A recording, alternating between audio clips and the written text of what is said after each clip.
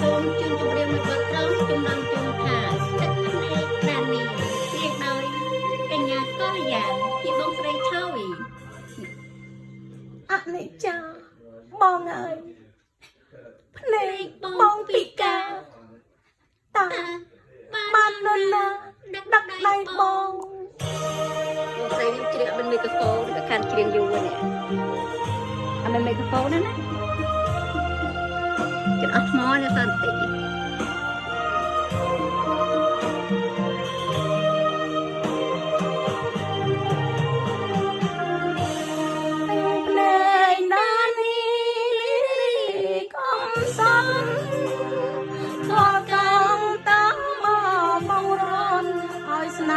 ស្រីប្រន់បានពីអរាព្រោះតាយកកងក្តីស្មងត្រង់ក្រៃជីសាវានៅសតែអង្គរាឲ្យស្រីខ្លោចសាកូនឡងបំណាញ់ចិននឹងហើយស្រឡាញ់ប្តី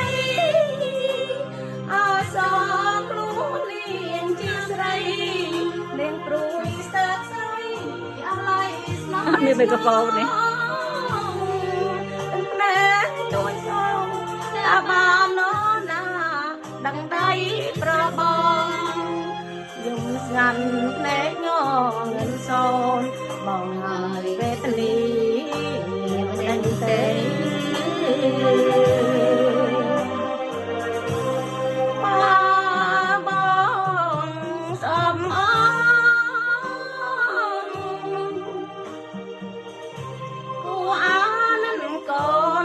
ស្រាយរងអើ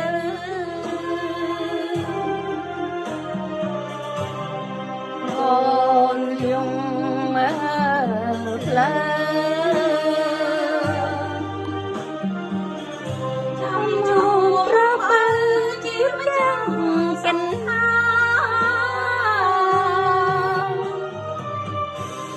ភ្នែកដានីកុំព្រីស្នេហ៍ស្មោបរសន្នអញ្ចឹង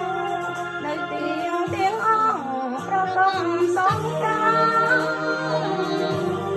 ទឹកដើមទឹកភ្នែកស្រែកងបាយបននឹងព្រំទេវតាសូមលោកអានន្ទមេត្តាទូលំស្នេហាយើងវិញកំខានពោអ្នកពោ